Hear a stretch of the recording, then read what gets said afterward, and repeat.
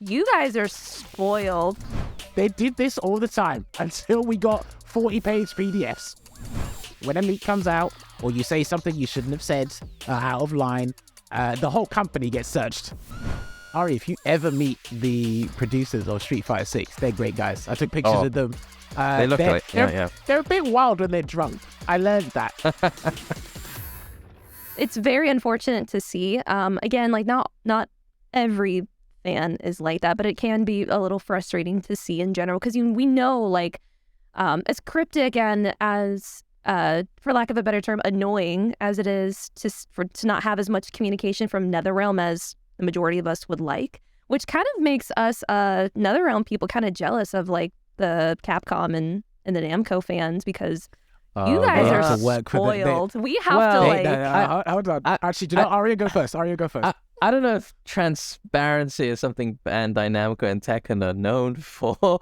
I think, and I think with Street Fighter, it's a very recent turn of events that they're being a bit more open with the community. I honestly, I think NRS have been pretty good with that kind of stuff. They've always done like sort of in-house character breakdowns for the developers, and they've generally they started doing that kind of recently. I think they did that around MKX, and I think they continued it around MK11. When I came to the FGC scene, I was very new, and I had no idea that these like dev podcasts where they would like get together and show off the characters. I love when devs do that because they have like this full breakdown of like the characters, the movesets, the combos, stuff like that. I just think it's like, I really hope we actually continue to see that type of communication like further on, not even just within Tekken or Street Fighter, but within Mortal Kombat as well too. I think it was 3 different devs. I don't remember their names. I apologize. One of them I remember. She's awesome. Her name's Steph, but they would do like the podcast and they would like talk for like about an hour or something about like a new character, like a new DLC or something. So having that communication is key. What was it called? Combat Cast or something? Yes, it was. Combat like Cast. Mm-hmm. I think they did it for Injustice 2 as well. I can't quite I missed out on that era of Injustice.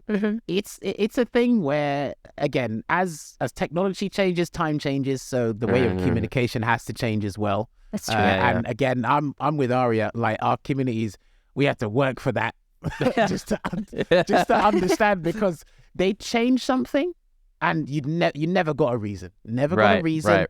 And, they would, put this new, system in place or something, and there was just nothing. You just got tumbleweed and to deal with it. And then, okay. My God. So, it turned from asking to pestering to demanding that when you make a change, can you please just tell us why you're doing it? Because, because it goes to competitive environments. It's like, this character or said character is already decent. Why have you made them stronger with no explanation? What game are you playing as opposed to what game are we playing? And then there's characters who really need tweaking, and they go, "Oh, we made them worse." And we're like, "Why did you make them worse? You rarely see them." So, that's nuts. That's crazy. Yeah. They did this all the time until we got 40-page PDFs.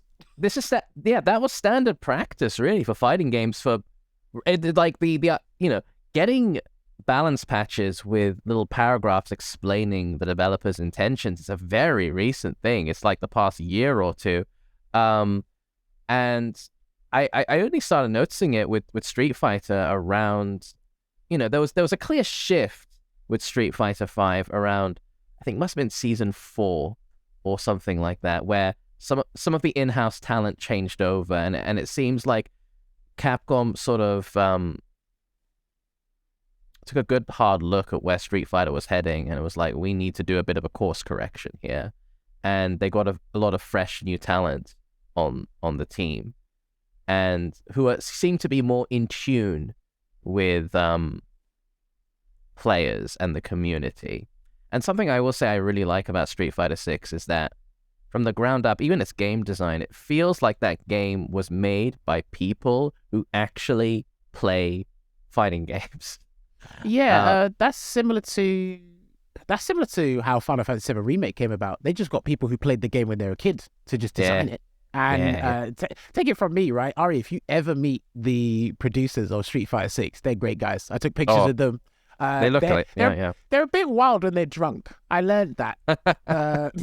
They're crazy. And they apologize a lot. And I was like, you don't have to apologize. I want to play your game. Oh yeah. That's a Japanese thing, you know, like it's lots of apologies, yeah. But like, yeah, they seem like really cool people. They seem like really, really cool people, and they seem really in tune and really friendly and open, and yeah. I hope I meet them someday. They seem like fun. It's been interesting how things have developed, and again, just going off both of you guys' points, it should be again a standard normalized in terms of just the communication, how you're promoting your game as well, because if you can give us as much transparency as possible without getting yourselves in trouble, because I think one thing people do tend to forget on the consumer side is there are jobs at stake here. When a leak comes out or you say something you shouldn't have said out of line, the whole company gets searched to find out who it was. And as much as people demand information, I just go back to please be patient, because I don't want anybody losing their job because one guy just wanted to know when MK12 is coming out. Like, I'm pretty sure you can wait a couple more weeks. And I like this, that with Street Fighter, I'm not sure if Tekken done it at the Game Awards. I like that the fighting game companies, they're actually doing it at gaming events, not so much FGC events. They're trying to really captivate an entire audience. I think MK or NRS were doing that anyway, but Capcom and like Namco or Bandai were kind of just shifting between the two. You'd get news at the end of a tournament, or you get news at this point, but they're like, no, because with Street Fighter 6, we were at the Capcom finals like 1 or 2 weeks ago, and people were expecting news after the tournament, but they came out with a statement saying, no, there's not going to be any announcements on 6, we're going to focus on 5. And little did you know, all you had to do is wait 3 days later, State of Play showed up, and that's it. Obviously, the stars aligned there, but it's situations like that for me that are very good when it comes to promotion. Just be patient, and you'll get exactly what you want in due time. Hey everyone, hope you enjoyed that. Now that chat was part of a much wider podcast between me, Hannah, and Jammers. It was super fun, we talked about a bunch of different things, and we'll be uploading those other parts soon. Cheers, have a great day, and catch you later.